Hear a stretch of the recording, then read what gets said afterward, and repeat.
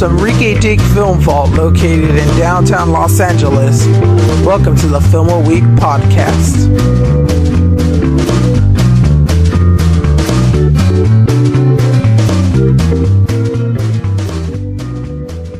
Hello and welcome to the year 2017. Unless you're us recording this and it's actually before Christmas, but that's neither here nor there. Hello and welcome to I hope you're having a happy new year. I hope everything is okay. We are here on Film Week. I am your host, Serg, Beret, and we have Patrick. Hello, happy new year. All that. Hi. Hi. That is him. That's Patrick. He will be our host for this grand year, if you saw the promo and crap, of 52 films. Oh shit. You think we got this? Yeah, I mean, yeah. Are you sure? If nothing crashes or anything again. Oh, fuck. And then hopefully not. Oh, we even have our editor, Guillermo. Hi. He does all the behind-the-scenes stuff, and he's been doing a pretty kick-ass job at editing, better than I ever could. Shit. I used to edit through like Pinnacle Studio and stuff. That was my baby. But yeah, so let's just get right into it. So, the new thing, or not the new thing, the thing with this time, this time around, we have the whole year set up. Every month will be a different theme. There will be movies within those themes that represent it, of course. It's going to be 52 weeks long, and it's going to be all year. Our first theme for January is actually going to be the greatest films I've never seen. Because I haven't seen a lot of good movies considered great. Now, as with the other 10 episodes that we did, we will have a classic revisited every month and a criterion of the month. So expect those around. This month, though, we won't have classics revisited because all these classics I haven't freaking watched. We will, however, have one of these movies will be a criterion release. And if you're wondering what movie, how I went about this, I went off the American Film Institute list of greatest movies of all time. All of them have Pauly Shore in it. All of them have Pauly Shore. You can see the whistle. Yeah, dude, we're watching Son-in-Law today. I was hoping for Encino Man. Fuck! I just watched it! I just rewatched it, actually. Actually, I did too, actually. Sweet. That's why I brought up Pauly Shore. Oh, wheezing the juice, man. Wheezing the juice. Meat crew. Oh god. So, Patrick, you must be wondering, what's the first movie on this theme that I haven't watched? I don't ask questions. You don't ask questions? I just You just wait? I the first two episodes, I was like, I would be really curious, and then you were just so adamant about not saying anything, I just decided not to question it anymore. Oh, I'm sorry. You could question it. But you're still gonna tell me it's a secret, you still can't say it. Oh, okay. So what's the Well, I was trying to launch Film a Week last year again as a written series. Uh-huh. And one of the first movies I did was 2001: A Space Odyssey. Right. One of Stanley Kubrick's greatest films. Yeah. You know, everybody loves it. And then it hit me. You know what? I really haven't watched a lot of Kubrick. So we're going to start off with a Kubrick film. Oh, okay, cool. You own it. No, I don't own The Shining. I can't see it from here. I know it. You own Dr. Strangelove. Oh, thank God. Oh, so are we using mine? Or? We're using your copy. Cool. Just in case, I have a backup. Dr. Strangelove, you have no idea how much I love this fucking movie. This movie is amazing. Okay. I haven't written a long paper, but I had to do a paper for a film class. And it was just when writing comes easy to you, when you like something, when an interest is very close to you and you enjoy it, it's very easy to write it. Okay. And then usually when it's a paper that I have to write and I don't care about it, it takes me an hour to 2 hours to come up with some bullshit to make it whatever the professor likes. This thing I just wrote straight just because I enjoy the film. And this film, I don't know, I think it was my first hit of satire, and this movie is just you don't expect Kubrick. When you watch Kubrick movies, there's no real humor. And then the fact that this has it's just it's definitely a monument to how smart of a guy Kubrick was, and that he actually did have a sense of humor, and just the casting overall is just fucking amazing. I mean, I'll hold on. I gotta hold on to all that stuff. Yeah, it's that's why when you're like, are we gonna do it at my place? I was like, oh, he owns it. I could just yes, we'll go. I think it's a Criterion edition. Is it? I believe so. Oh, shit. Keep talking. Because if it is, then we're good. Well, I actually never seen this film. Really? Yeah, I know Criterion. about it. Oh, cool. So we eliminated a Criterion a month. I could scratch that other film off. That was just the Blu-ray edition. That's fine. No. I can tell. It's a nice cover, so I'm assuming it's Criterion. Is it? No, it isn't. No. Okay. It's just a nice looking So cover. we still have a Criterion of the month? Yeah. Shit! This was like, I think, one of the first Blu-ray movies I bought, just because I was like, I need this. And you've never seen it? No, all I know is that The Simpsons made like a spoof. Oh, The Simpsons love this movie to death. They love Kubrick. At least like 90s Simpsons was totally Kubrick and I think related. that influenced me into Kubrick as well. Nice. Because I was so into Simpsons as a kid. All right. Well, I'm extremely excited because I'm actually going into this blind. I don't know shit. Oh, wow. Really? I really do not know shit about this movie. So I'm excited as hell. I chose it as, not only that I chose it as the first one because Kubrick last year, but because I remember seeing you own it, and I was like, I still haven't seen that shit. Like, I couldn't bring it up to someone. It's one of those other movies where like I tell people like I still haven't seen it, and they're just like, how? How the fuck have you not seen it? Actually, I get the opposite. When I bring it up, they're like, "What is that?" It's like Stanley Kubrick. They're like, "What? The dude made Clockwork Orange?" Like, "Oh yeah, fucking that dude's like legit." It's like, "Oh, this movie." I was like, I just kind of like, it's different and it's a satire, but it's actually based off of a serious thing, and then it's like, yeah. I just thought it was the Depeche Mode song. Yeah. Strange. My Xbox One is named after a line from Doctor Strangelove. Oh, really? It's such an obscure one too. So when people see it, they're like, "What the fuck is that?" Sweet. Yeah. Does it have a long name? Like Doctor Strangelove, or How I Learned to Stop Worrying and Love the Bomb. Yep, you got that right. And then, yeah. Okay, So, we are going to watch Doctor Strangelove. You guys are going to listen to the trailer, and we will be back with my thoughts, Pat's thoughts on it, and Guillermo's thoughts on it. Peter Sellers is dope in this, right? Huh? Peter Sellers is good in this? Yeah. Okay, kick ass. you would have had. Oh, okay.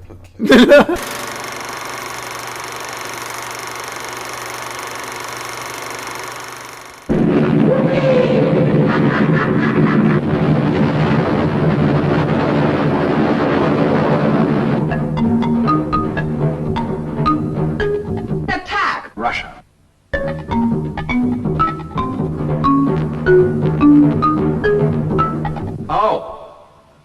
Oh.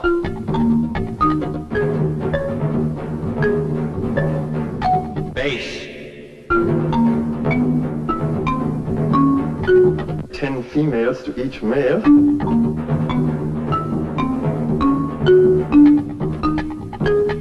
Coca-Cola machine. Fluids. The Doomsday Machine. Blast off!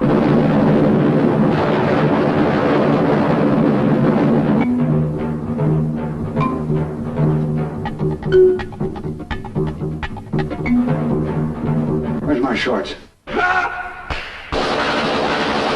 Where's the bathroom? Buck, should I get it? On the hotline. Dr. Strangelove. Or How I Learned to Stop Worrying and Love the bomb. A moving picture. I first became aware of it, Mandrake, during the physical act of love. And we're back. You just listened to the trailer for Doctor Strangelove, and we are here to give our thoughts on Doctor Strangelove. So, hey Pat, I can see why you like this movie. Yeah, I mean, there's like there's a lot of layers. When I first saw it, it was I liked it when I first saw it. I wasn't in love with it like I am now. But I just kept I just happened to keep rewatching it, and then eventually, when I did my paper on it, I went deep into it and I found the layers, and a another thing is that I'm not a history buff, but I do enjoy learning about history. And then learning the context of it. This movie was made in, 1964? I think. Let me check. Talk amongst yourselves while I figure it out. I was just going to IMDb it, but okay. See, this is where you have 1963. I was okay. going to say 1963. Yeah. I already had my notes open and shit. Another little... it says 64 here. Well, it was probably... The reason why it was probably released... fuck it. The reason why it was probably released in 64... it had something to do with Kennedy's assassination. Damn it, that bastard. I think there was a joke in it where Slim Pickens' character, Captain Kong, he's giving out the emergency, not rations, but like in case the plane goes down and they need to go out into the Russian territories where, in the communist territories where they're enemies of the U.S. He lists off a pack of cigarettes, 100 rubles, $300 worth of gold, tiny Bible and Russian phrase book combined, and a prophylactic. And he goes, "Gee, a fella could have lots of fun in Vegas with these." And originally it was supposed to be Dallas, Texas, but Dallas, Texas is the city where... I think that's the city... Whatever that city... is Yeah, Dallas was... That was the original line. Dallas was the original line, and Slim Pickens says, "Gee, a fella can have lots of fun with these in Dallas." And then, but the Kennedy assassination made that actually kind of a sore spot. Like the whole... Obviously, a president's death isn't going to go away within a year, so the shadow of his death amidst the Cold War was like surrounding this entire film. This entire film, in context now, isn't so bad. Like, it's funny. The farce becomes funnier. But it's a bad joke in 1963. Yeah. And it's actually... This movie is actually based off of a book where this happens. And Kubrick tried writing this movie to be as serious as the book. But as he was writing it, him and the co-writer, the credited writer, they had trouble not putting these funny lines in. Oh, okay. So whenever... in the special features, Kubrick, they have interviews with the writer... whenever me and Stanley were right, we just couldn't help laugh at the situation because it was so fucking absurd. And one of the scariest things is this was actually almost happened. This was a very there were contingencies that were very similar to what went down in the book. Shit. It's not based on true events, but I think there was like a U.S. official who saw this as like, oh no, we have similar things going on like that constantly. And then that's why the book is very serious, and they actually made a serious version of the movie. It wasn't Kubrick, it was another studio and stuff, but they make a serious version based off the book. I think it was Red Alert or Red Terror in the Sky. Yeah, it says that it was based on the novel Red Alert. Yeah, and then there's the movie that's actually based off of that. That's the actual... If you want to watch the serious movie, that's the serious one. I don't know... I haven't read the book, and I don't know if they have the bodily fluids aspect of it in there, but that's basically what it is. I'll let you guys go, and then you shoot back to me whenever you would like to do that. Well, this movie was crap now. No, this movie's actually pretty good. I don't really know where to begin with it. Well, Guillermo, tell me, you had some thoughts on it. Let's hear your thoughts on that. You go first, because I got to still compile some. Well, it was pretty slow to me, Mm-hmm. and I did like how, like, there's times where it might, the bomb might not get set off, right, because of the bomb doors, right? Yeah, there was that tension. At some point, the Russians and the U.S. team up to try to stop all the planes on a course to set the bombs off. And can we pause it for a second? Sure. So yeah, the tension building up towards the end. Yeah, I like that. Pretty. Yeah, there are parts of this that kind of where you could see it could have been a serious film, but And those parts are actually the parts I don't really care for. The actual reality of it. Not because I'm against the tension or anything. It's just I don't know. I just like the farce of it. How like the absurdity of what's going down and how it leads to that. The tension, though, I will admit, leads to that that like famous ending with Slim Pickens on the bomb as it drops down. That Simpsons and everyone else is covered. Yeah, I almost wish I didn't know the ending, so it would have been a better payoff to me. Yeah, I think at this point, this ending is known through cultural osmosis. Everyone just kind of absorbs it. I should have known, but I didn't know that you guys knew the ending until Sergio was like, "Oh, I know the ending." Yeah, I was it wasn't the Slim Pickens part I knew, but I knew the actual ending of the movie, like when the Doomsday thing goes off. I knew that going into this. I knew Slim Pickens. I just didn't know everything beforehand, and I didn't. The building. Yeah, I didn't know the route. I didn't know the plot, and I didn't know the route it was taking, and just gathering it all in my head as he was speaking. Yeah, it does have this absurdist take on this situation that is very real, but when you really like dig deep into it, it's you can't help but go, what? Like, honestly, you can't help but think to yourself, like, is this fucking is this really fucking happening? Because one fucking idiot decided, oh, we could do it. What? No. Yeah, if only over 50 years later we didn't put someone in who can do that. Oh shit! This just got dark. Oh no, you really get that absurdist quality right when the general receives that call, General Turgison. Yeah, Turgison. Yeah, because it seems like more of a casual incident that just happened for him. Like, oh, this is normal. Yeah, I'll just treat it as fucking normal. He just thought it was a normal day at the office. Yeah, and as he goes on, he turns it into like an office meeting into his. Not he doesn't turn it into his own thing, but he's very much like a voice that you're not surprised is prevalent in the military, which is we have to be the bigger, stronger one. Yeah. Regardless if we're all gonna die, we still have to be the bigger, stronger one. He goes on this. He has an ego trip. He has this thing, but like everyone else in that room, anytime he speaks, anytime he does something, they all have this look like, seriously? You're a fucking idiot. Everything you're spewing out makes everybody else dumber. It's pretty much the Billy Madison speech is what I'm thinking Everyone of. has gotten stupid as you. Just as stupid as you. And I, like, for a minute, I could never take him fucking seriously. The great thing about... it was George C. Scott, right? That's yeah, and it's a good performance. What I've heard about that performance is that George C. Scott would try to give a serious performance. He would try to deliver it as a serious thing. He wasn't as big. He wasn't as... He was like, sir, I think we should do... He was trying to be a serious general. Kubrick didn't want that. Kubrick wanted the absurdity.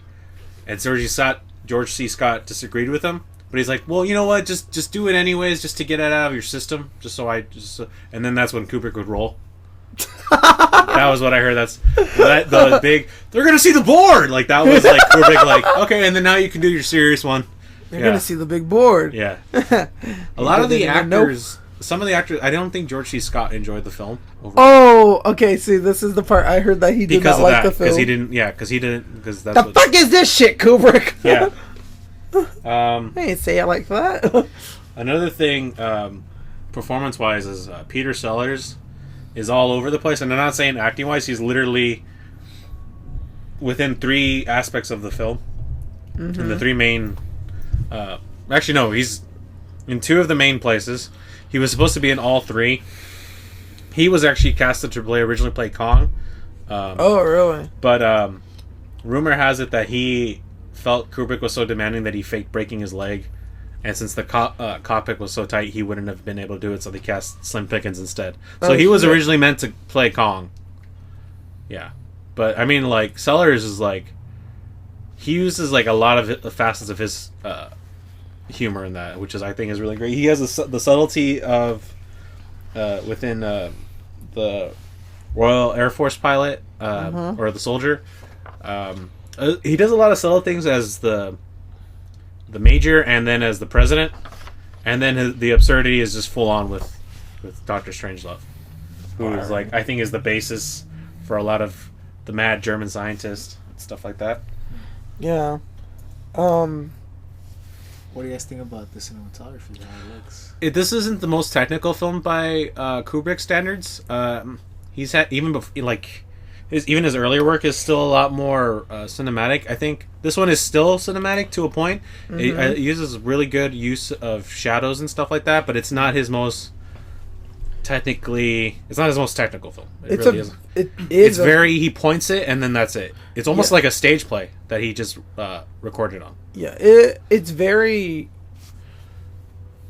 is still a good looking. It's still a nice film to look at, but I agree with you. It's not, it's not like as broad as like fucking 2001 and all his stuff. It's still Kubrick, like coming off of like The Killing and all that. Even Lolita, even Lolita is still very cinematic, and that was the film before that. And then Doctor Strangelove itself. I mean, it's my favorite film, but it's like probably the least technical hit of his, at least. The only times it feels very cinematic, in the scope, is the War Room, because it's such a large design. It's this really beautiful design. You have like this giant map, this long table that just shows all these diplomats, all these people around it, and it's broad. It's bigger than life, but it also makes all those people feel small. Yeah, because they're just small people. These are the people making our everyday decisions. This is pretty much the world that they have to get through. I think one of my favorite scenes is the part with when the president speaks to the Russian premier. That part just always kills me, just because the world is on the brink of destruction, of nuclear annihilation. Dimitri, hello, Dimitri. Yes, Dimitri. No, yeah, hello, yes. How are you, Dimitri? And then there's that part later on that I love. That's great. It's just, well, I'm not just calling to say hello. Well, of course I would call to say hello. No. Well, right now is different. No, I like you, Dimitri. Yes, of course, we're friends, Dimitri. And it's just like, the reason it works is because it's one-sided, but you can imagine Dimitri on the other end, just like being sad, and slightly berating him. But no, the thing that makes this movie work the most isn't the scope. It's not like how it's shot. It's honestly the dialogue, how it's written. It's very it's engaging. Like I was just stuck here paying attention. Like when I would take notes, I would just still have an ear to it. When people ask me what are one of my top films, I can never give numbers. This doesn't top anything else or the other, but this is one of the top ones. And the one thing that I always say when people ask me about it, I was like, it's not a movie you can just watch. You have to listen to it. And I know that's kind of true for almost any movie, but it's literally the dialogue, because the performances are subtle, because they're not. It's like Airplane, but without the sight gags. Yeah. Without a lot of, and then it's despite there being one sight gag in this. Yeah, there's only one, but that's like the only sight gag you're ever going to see in a Kubrick film, and it still kind of works just because of the how crazy it is. Yeah. And it's subtle because depending on how you look at it, because there's no real villain. I mean, there's a catalyst, but I wouldn't consider him a villain. Is Jack D. Ripper? That's the general. His name is Jack D. Ripper. Yeah. And then at some point, do you remember the British officer's name? Mandrake. Yeah, Mandrake was just a regular name, and then but he gets found out by a Bat-guano. Yeah, Bat-guano. And then there's General Turgidson. Turgid is like this kind of half erect, flaccid, chubby, ugly penis. That's what Turgidson means. It's just like, it's an ugly word to say erect for like an ugly penis. That's just. And did you catch the president's name? I forgot what his was. I did not catch it. Yeah, and then then there's Strangelove. Strangelove itself is like, he's the least weird name, but his name is just a literal translation of his German name, which was Merkwürdigleben or something like that. And it's just even though he's the least weird name, he is not thematically. He's the center for the absurdity, because he's this weird cripple guy, former Nazi German scientist who can't control his own hand. He's at war with himself, like quite literally, and it's just always seems to be just on the verge of like blowing up. And that's the subtlety. That's why I tell people to listen to the movie, or listen to the movie just as much as possible, because you can catch how the acting is, which enhances it, but you really have to listen to what's going on. Mm-hmm. I think my favorite part of the film is when Mandrake is talking to Baguano near the booth. Just that whole scene. The back and forth. And the collect call, and then it's probably it's proper private property. All right, yeah. I will get you your money, but if this phone call doesn't get you to the president, then you have to answer to the Coca-Cola company. Yeah. He's like, well, this is private property. There we go. Yes. All right.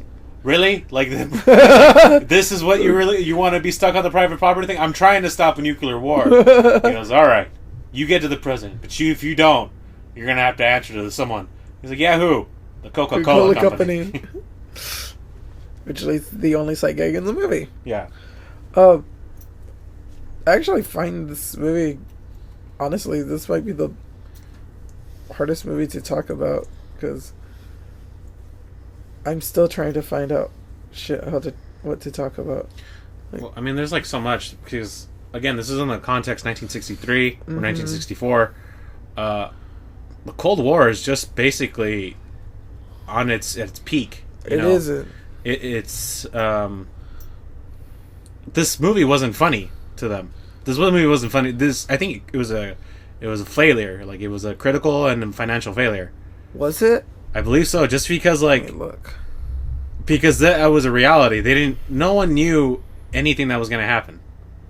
Like, at any moment, it felt like a Russian strike can happen, and it was too real, too deep for people. Mm-hmm. And not deep, like philosophical. It was just like, oh fuck, dude, don't joke about it. That shit could happen. Like, so it didn't.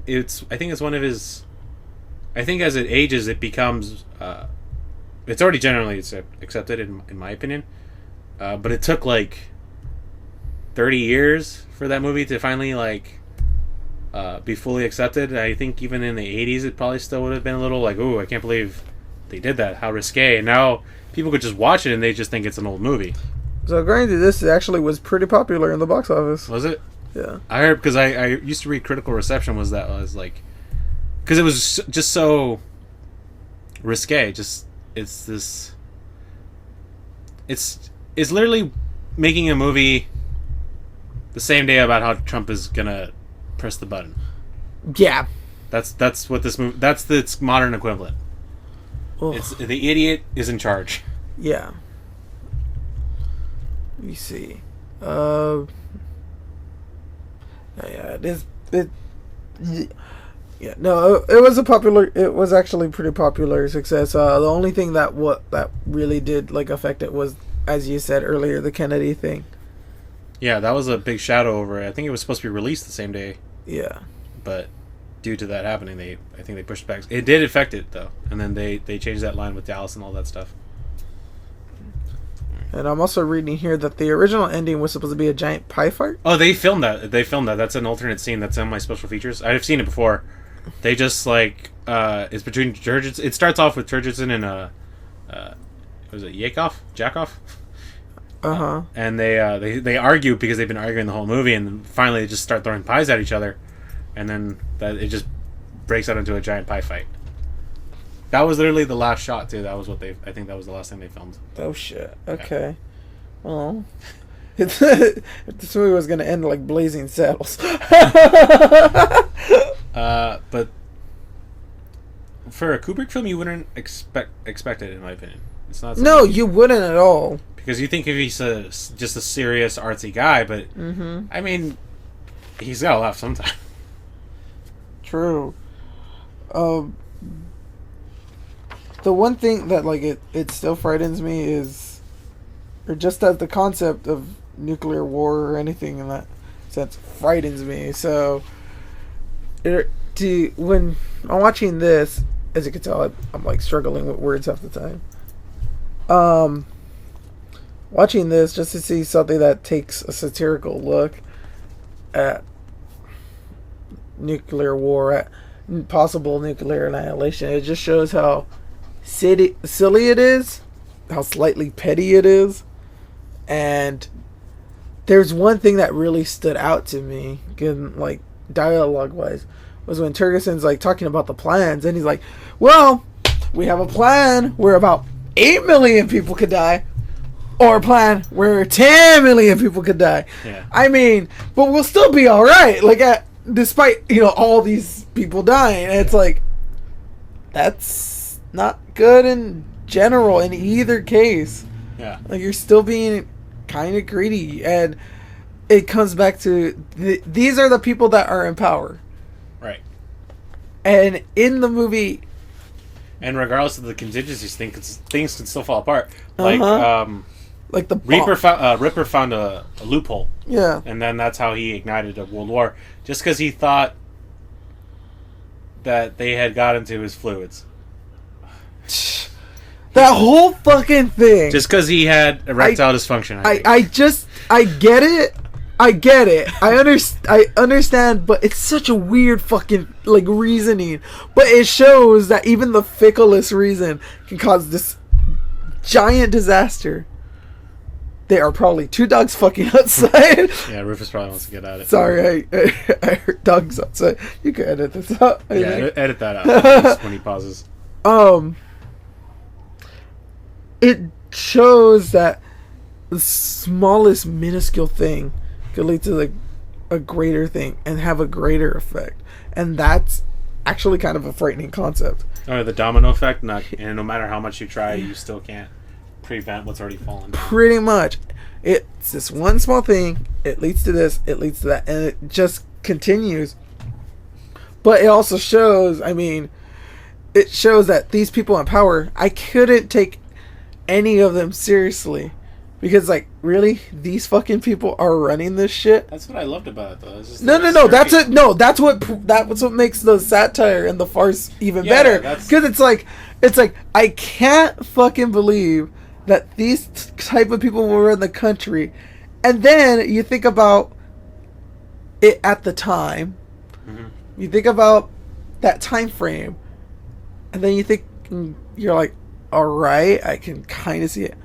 But if you watch this movie in a more modern context, it's frightfully fucking terrifying. Because this is pretty fucking close. Yeah.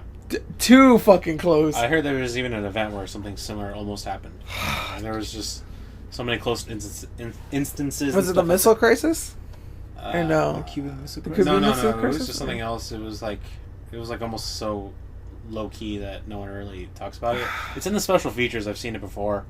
Jesus. There's also that one with the Russian guy who prevented the Third World War. Yeah. You ever heard of that guy? It was it wasn't a false alarm, but they thought there was a miscommunication. Oh yeah, I heard about that. And it was up to one guy to be like, do I set this off or not? Yeah. And everyone's like, I don't know. He's like, I'm gonna not do it just in case. And then and that prevented a world war. Mm-hmm. Yeah. You guys are the more intelligent on this shit, because I'm just blinking half the time, because it's it honestly is a really great movie, and I thoroughly enjoy it. But I think it's one of those where I'm probably gonna have to rewatch it a couple of times. Yeah, fully invest in it, and because this podcast is all about talking on the cuff, off the cuff, and it's shit, I don't know what to say. That's why I wanted to kind of record right after, because my thoughts were already all over the place with this. Okay. But yeah.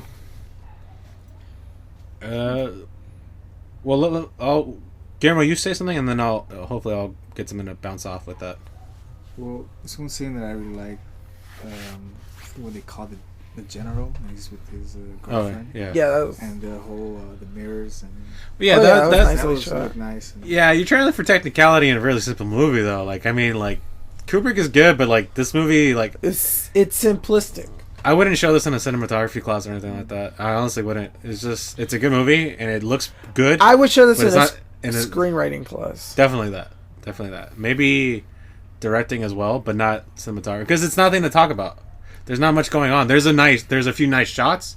Yeah, that's what. But like this, it's nothing. It's nothing compared to what Kubrick does later on, or even before that. He's got some great shots in his earlier films, and he has like amazing shots later on. He even has good shots in Barry Lyndon, and Barry Lyndon is boring as fuck. I've never seen Barry Lyndon. It's boring as fuck. Okay. There is two parts of this movie I do like. One is more on a performance level, and the other one is more on the direction level. When they're all setting up to finally drop this missile, or no, not before that. When the plane gets hit by a missile, Right. and they're all scrambling, it's like this beautiful like this beautiful mismatch of like just lights flickering, it going dark. Yeah. It's everyone's scrambling. People are trying to put out a fire, and you're like, oh shit! Like, are they gonna survive? Because you still know in your head they have a fucking nuclear bomb on that damn plane. So if this crashes, then this goes off, and oh my god. Yeah, but you also need it to crash because they're gonna set it off when it hits a major facility. Yeah. So if it crashes in the mountains, it's bad, but it's not horrible. It's not horrendous. Yeah. So it's that whole. Did they make it? Did they do it? And then you find out it actually made things worse. Yeah. Yeah. And that it just adds to it later on. But the thing, performance-wise, is the entire after Slim Pickens does his yeehaw, cuts back to the war room, and they're just like talking, and then Dr. Strangelove comes in. Mm-hmm. That is awesome. Yeah. His whole dialogue, him talking, him just explaining to them like, oh, if we'll live down here, I mean, we could survive about 100 years, repopulate, and all that. And then, like you said earlier, he's constantly at war with himself, and he's still trying to make slight sense of it all. But it was the only time in the movie that I felt for the president and Turkson, because I was just like them, just looking like, what the fuck is he talking about? Yeah, because he was...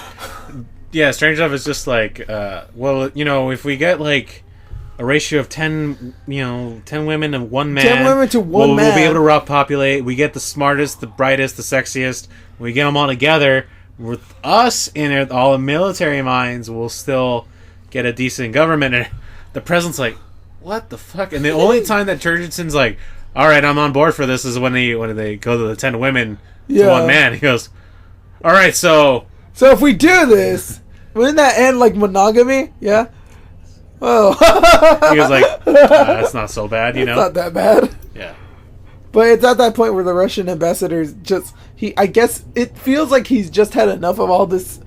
And he's still like idiocy. And it shows like it's not just Americans too. It shows that because like, what good is it going to do the Russian guy? Because Russia's already gone. Yeah. So like, it's like, oh well, my country's gone. Might as well just say, fuck it. Yeah. Well, no. What he was doing, he was taking pictures. Yeah. Yeah, and he was doing exactly what Turgerson's doing. He was just staying his course, and which Turgerson was blaming him for, but he was just as guilty as doing the same thing. Mm-hmm. And it shows that was their mindset. Like they, even regardless of where the current course was going, they were still trying to maintain this linear line, even though there was a diversion. Yeah. And I think that's what that was showing. Do you personally think this should be on the list of greatest films of all time? Yes. Okay. I mean, just because it's a very underrated film, though, just even for the greatest films. Because, like, who really looks at those? I mean, no one really watches Dr. Strangelove unless probably in a film class or something like that. Maybe a history class would show it. But it's relevant for the time it was in. It has very good writing. It has a very strong point, but it never takes itself seriously. At least for a good majority of itself. It knows what it is, and it's just it's one of the better satires that I've seen. I know that like even the Coen brothers have tried with like Burn After Reading and stuff like that, but it just that one that you could kind of feel when a satire is trying to become a farce. Yeah. And then this one is it tiptoes the line very well. Look at you, Sausage Party. Well, Sausage Party was like a fucking joke, but like one that wasn't funny. We can talk about that after this podcast. I would consider this probably one of the best, but I don't know. I understand why the greatest, why it should be on that list, but for me, it's like just like it's good, and it is great. But I would not probably put it like it'd probably be like in the bottom 50, but not the top 50. I can't make rankings. Yeah, but see, even I couldn't say like where would it rank. Yeah, because even like in that, it's like because you always make a mention. You're like, oh, this is my top 10 of 2016. Yeah. I was like, I don't even know what the fuck I liked this year. Yeah, like I can't make those rankings, and I know this is one of my favorite movies, but I can't. If you gave me a choice between Clerks and this, I'm like, I don't know. Maybe it depends on the day. What's going on? How am I feeling? Yeah, and that's how usually it. That's not even like I can't rank things. I just like things. Yeah, that's how it always usually should be. Because like when you rank them, it's like, well, that ranking could change at any time. Yeah, and all these films are just on the same equal plane. Plus, I could say that like Dogma has better technicality than Doctor Strangelove. At least in like camera work and stuff like that, and that's a Kevin Smith film. Doctor Strangelove is almost, for the most part, point and shoot, which is very like it's not unheard of with a Kubrick film, but he'll do it in a different way. He'll set this up, he'll create a theme for it. This one, it's almost like a stage play. Mm-hmm. I would liken it to Virginia Woolf, and at least that this is purely performance based. Mm-hmm. The editing in the cockpit was like the most dynamic part of the film. Yeah, that was the most action filled, but like honestly for a Kubrick film that stands out, his editing is pretty slow paced to begin with. He likes a lot of long shots, or he doesn't do very fast cuts. That's probably the most fast cuts you'll see in one of his movies. It's interesting though, because you pointed out, and you kind of slightly said it too, is that it's slow. Yeah. I never once thought it was slow. Well, you were listening to the dialogue, so you were following the story. Yeah, I was. When I watched this, I did think it was slow, but part of me enjoyed this enough to go, I need to watch this. I need to decompress and watch this again later. And then I watched it again later, and I found something else. And then I waited again, and I watched it again, and then I kept taking. I found more jokes in this one. Yeah. I laughed more. Because this movie's only like 90 something minutes.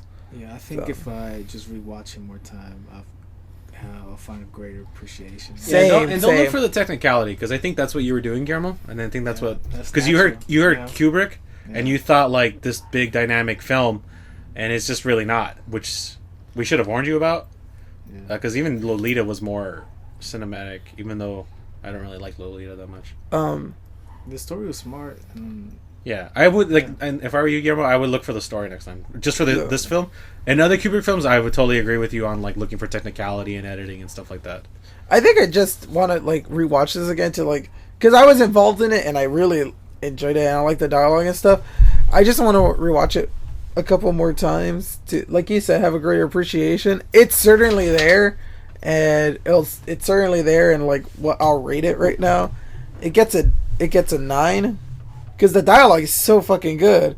And it is a really good satire. Mm-hmm. And it does its job well. It takes a absurdist route.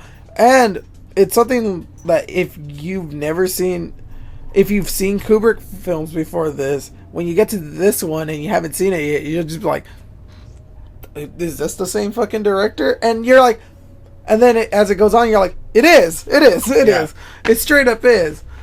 So I would give it that rating. You guys go. Again, like it's one of my favorite films. I don't like giving ratings, but I guess I have to on this show. 10. All right. Yeah, I'll give it an 8. An 8. Maybe it'll go 8, 9, 10. We sound like a IGN rating. Yeah. The acting was on point. I love. Sellers was always really great, and then the guy they cast for Ripper knew exactly what to do. Oh yeah. He's like, I'm not a sane person. Yeah. I am a crazy fucking idiot. Yeah, and he captures that insanity. Yeah. All right, so that was Dr. Strangelove. I hope we kept you engaged because this was a difficult one to talk about, in my opinion, because I'm stupid. Don't worry, next time we will have a movie, and the only hint I'll give you is that it's a Western. So I think that's our first foray into the... Is it Five Goes West? No. Greatest films I've never seen. Fiebles Goes West. Hell yeah, finally. Getting that Fiebles Goes West film a week we've always wanted to do. Jimmy Stewart's last role. Was that? Yeah, no bullshit. That's Jimmy Stewart's last role. Oh, wow. I didn't know that. Hey, Farvo, you still got the gun over there? The gun's at Fred's house and in Bill's house. Mr. Stewart, please calm down. No! I'm old as shit now. I don't need this shit now. How old is that Western? Like, The Western? yeah. I don't remember. Oh. I don't think he wants to say because it'd Yeah, probably I thought be you too were easy. gonna It'd be say, too easy. It's old. Stagecoach? No, ew, no. Why would I watch Stagecoach? John Wayne. The musical? Oh no, the John Ford. Okay, because I think when I hear Stagecoach, I think the musical. I don't think the John Ford movie. Yeah. I was thinking of the John Ford movie. I'm I was fucking all like- I must be a weird motherfucker. Then. I was all like, you don't like fucking Stagecoach? Dude? I've never seen Stagecoach. I was like, I don't even know what Stagecoach is, but I know it's one of those movies. I've never seen Stagecoach. Yeah. And no, we're not watching Stagecoach. God damn it. Is it spaghetti? Oh no. You know, that's it. High Noon? It's Pale Rider if you don't shut the fuck up. It's gonna be The Unforgiven if you keep it up. So do we end on that? The Metallica song, not the movie. Yeah, okay. Part 1, 2, or 3? All of them. Pat, where can they find your beautiful Raissi face? I'm on Instagram at Pacha the Great, at Snapchat at Humane Ramblings, at Twitter at Humane Ramblings, and at Tumblr on Pacha the Great. Guillermo, where can they find your... You can find me on southcentralmental.tumblr.com. That's where I post some photographs. Oh, That's it. that's it. All right. You can find me on Instagram at Serg Beret, Twitter at Serg Beret. I'll take advantage of it more. Snapchat at Serg Beret. All those at Serg Beret. The Tumblr page, by the time this podcast goes up and in the next year, will be more active there. We are still officially on SoundCloud. That's okay. We are still on SoundCloud. That's where we host all these lovely podcasts. Mania Road and Back to the Drawing Board should be coming up again around this time. I still have to work out the schedules on those. Always find us at thenewsergberet.com. It is a website on WordPress. You should, and if you like that website, why don't you try WordPress for a bit? I'm not sponsored by them, but why don't you just try it out? It's only like $18 a year to cover a website. And it's good designs. Get on. So, as always, we end with a random line from a film. From the film. Not a random film. Let's just put a line from Mortal Kombat at the end. No, we're not. Okay. So we always end with a random line from the film. I can walk!